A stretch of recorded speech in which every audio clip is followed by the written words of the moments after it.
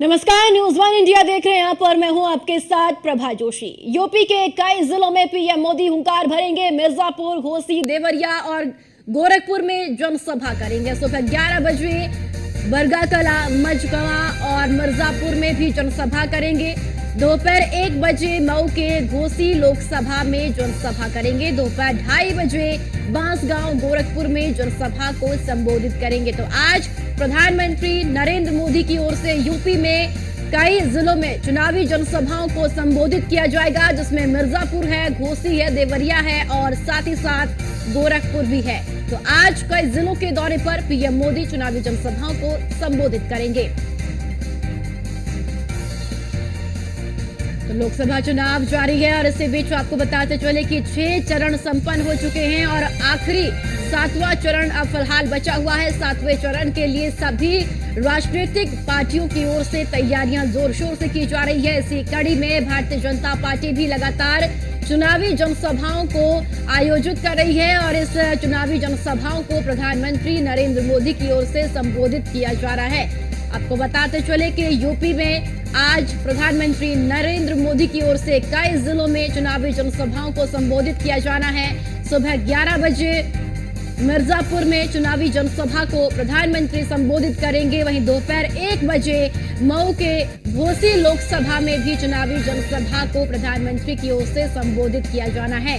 आपको बताते चले कि इसी के साथ दोपहर 2:30 बजे बांसगांव, गोरखपुर में जनसभा है और इस जनसभा को भी पीएम मोदी की ओर से संबोधित किया जाना है। तो 7वें चरण के लिए लगातार तैयारियां जोरों पर है। राजनीतिक पार्टियों ने पूरी ताकत चुनावी मैदान में झोंक रखी है। 6 चरण संपन्न हो चुके हैं और अब आखिरी चरण यानी कि 7वां चरण बचा हुआ है। 1 जून को 7वें चरण में वोटिंग होनी है। इसी के साथ आपको बताते चले कि 7वें चरण में जो तमाम लोकसभा क्षेत्र हैं, उन लोकसभा क्षेत्रों के लिए प्रधानमंत्री नरेंद्र मोदी की ओर से चुनावी जनसभाओं का आयोजन किया जा रहा है और चुनावी जनसभाओं को प्रधानमंत्री नरेंद्र मोदी की ओर से संबोधित भी किया जा रहा है। तो आज यूपी के कई जिलों में प्रधानमंत्री जनसभा करेंगे। मिर्जापुर, घोसी, देवरिया, गोरखपुर और 11 बजे मिर्जापुर में जनसभा को संबोधित करेंगे और 1 बजे मऊ के घोसी लोकसभा में भी जनसभा है और 2:30 बजे बांसगांव, गोरखपुर में जनसभा प्रधानमंत्री नरेंद्र मोदी की ओर से संबोधित की जानी है।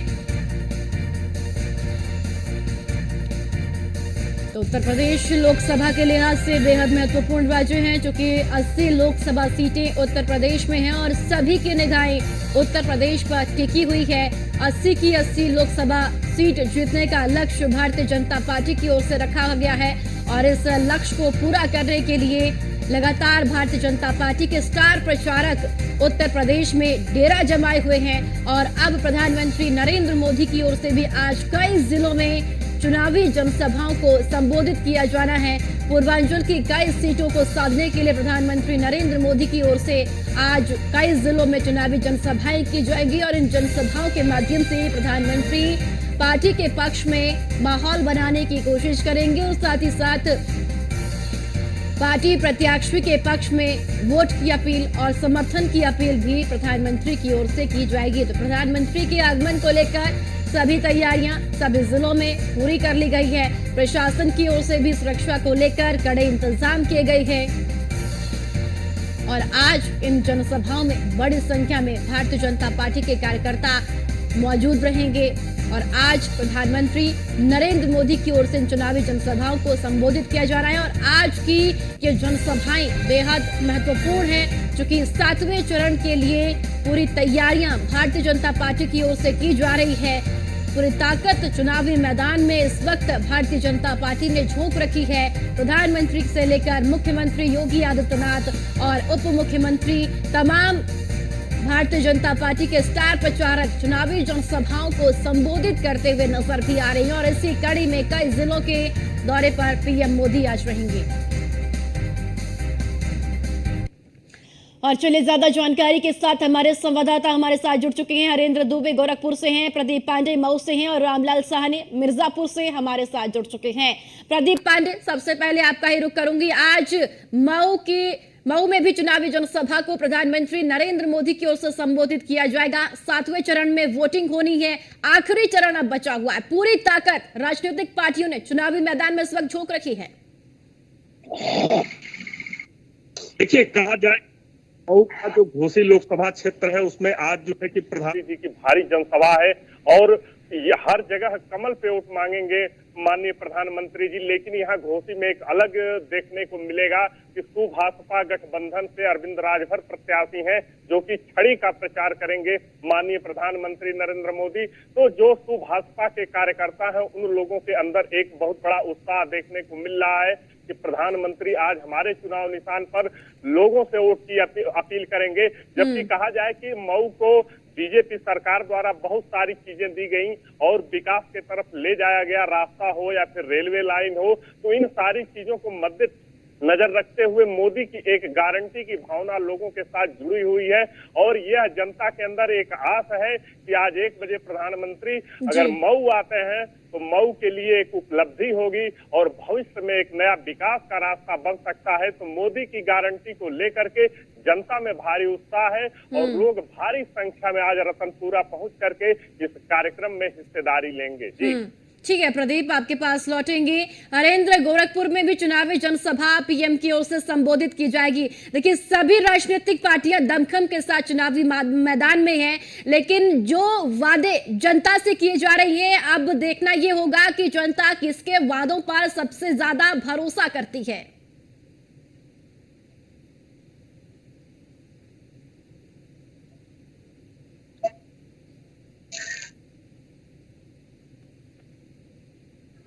हरेंद्र, आप तक आवाज पहुंच रही है?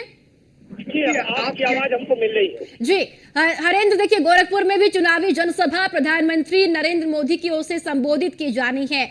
बड़ी संख्या में भारतीय जनता पार्टी के कार्यकर्ता पहुंचेंगे, लेकिन सवाल यह कि जो बड़ी संख्या चुनावी जनसभा में देखने को मिली, क्या वो वोटों में तब्दील होगी? देखिए, किसी भी दल का राजनीतिक दलों का इस समय 2024 के चुनावी जनसभा में भीड़ तो देखने को मिल रही है, लेकिन वो भीड़ क्या वोट में कन्वर्ट हो पाएगी यह तो 4 जून के बाद ही पता चलेगा। लेकिन सभी पार्टियां अपनी दम दिखाने में कहीं किसी तरह की कोर कसर नहीं छोड़ रही हैं। आज देश के प्रधानमंत्री गोरखपुर जिले के जो 5 गांव लोकसभा सीट है और खास तौर से देवरिया का रुद्रपुर विधानसभा है, रुद्रपुर विधानसभा के दुग्धेश्वर नाथ मंदिर पर जनसभा को संबोधित करते नजर आएंगे। और आपको बता दें कि उस देवरिया से वो कई सीटों पर वहां जनसभा करके कई सीटों पर जो है कि साधने का काम करेंगे। खासतौर से चाहे देवरिया सदर की सीट हो या कुशीनगर की सीट हो या फिर गोरखपुर सदर की सीट हो, सभी सीटों पर वहां सभी सीटों के मतदाता वहां पहुंचेंगे और खासतौर से चुनावी जनसभा को सुनने के लिए। आपको बता दें कि 2014 में जब प्रधानमंत्री ने चुनावी जनसभा को शुभारंभ किया था तो गोरखपुर के फर्टिलाइजर कैंपस से उनकी शुभारंभ हुई थी और जहां पर उन्होंने 56 इंच सीने का जिक्र किया था। और आपको बताते हैं 2019 में भी देश के प्रधानमंत्री गोरखपुर के फर्टिलाइजर कैंपस से ही चुनावी जनसभा को संबोधित किए थे।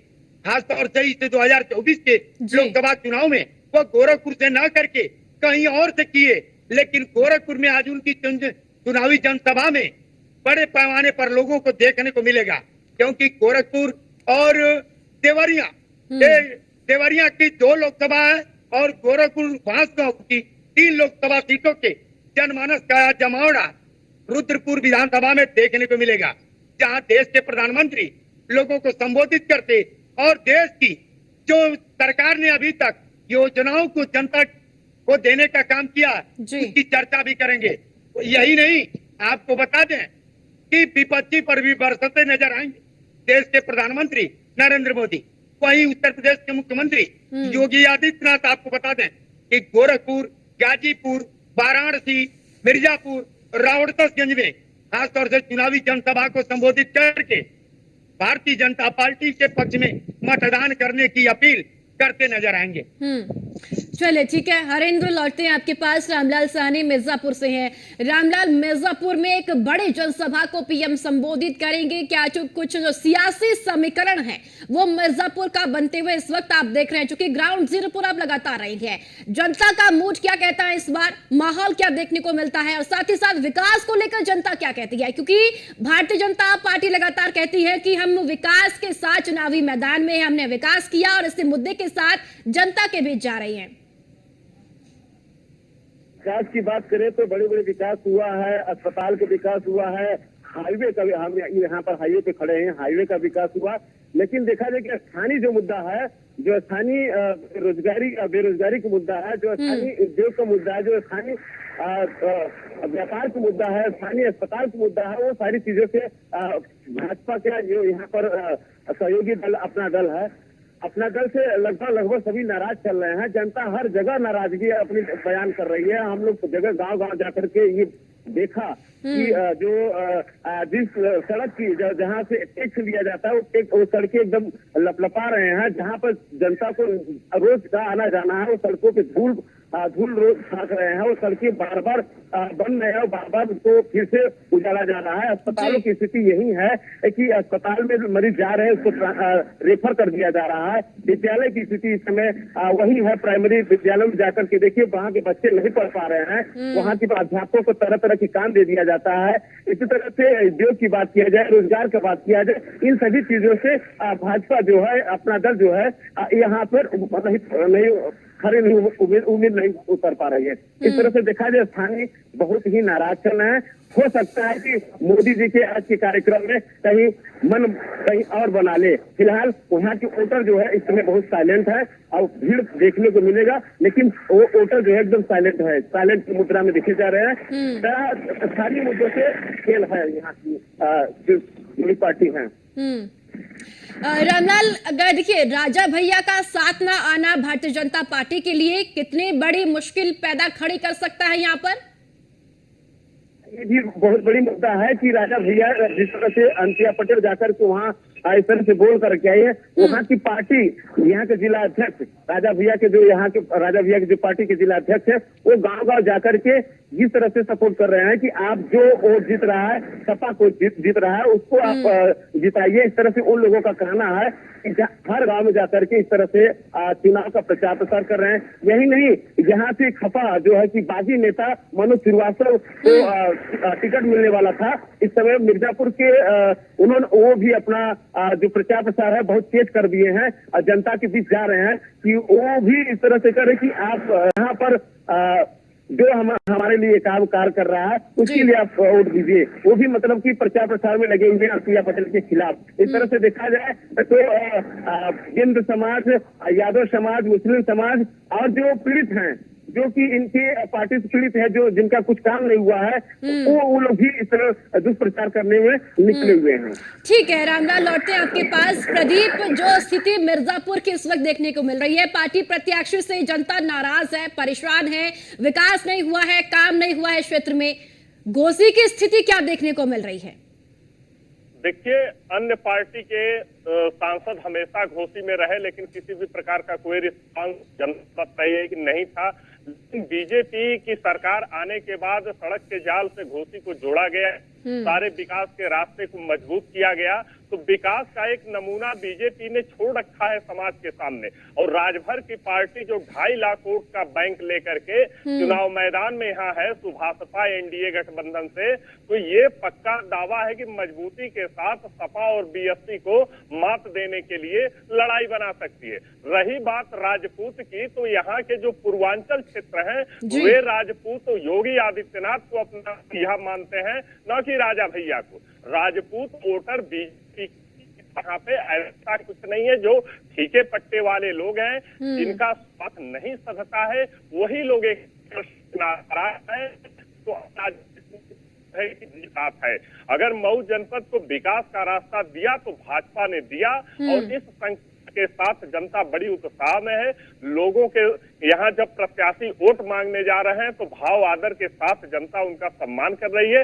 कहीं कुछ ऐसा नहीं है, बशर्ते यह है कि बसपा ने समीकरण साधते हुए बाल कृष्ण चौहान को यहाँ से उम्मीदवार बनाया है कि चौहान वोट जो बीजेपी के कोर वोट हैं उसमें सेधमारी हो सकती है, लेकिन चौहान वोट चौहान से भी नाराज नजर आ रहे हैं।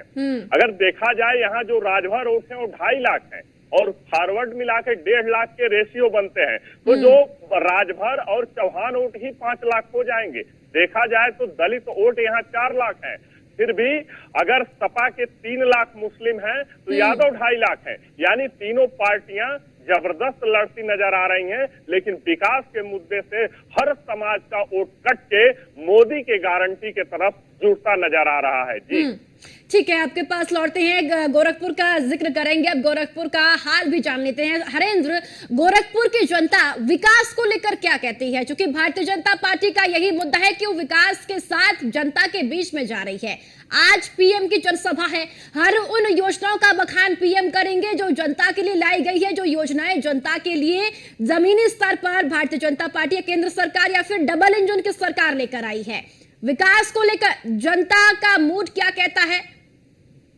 गोरखपुर की बात करें विकास को लेकर के या जातीय समीकरण को लेकर के, तो गोरखपुर में जातीय समीकरण का फैक्टर अधिक देखने को मिलता है, क्योंकि गोरखपीठ ये गोरखपुर की सदर की जो सीट है वो गोरखनाथ मंदिर की सीट मानी जाती है और खास तौर से इस सीट पर जो भी प्रत्याशी खड़ा हुआ है वह जीत ही हासिल किया है।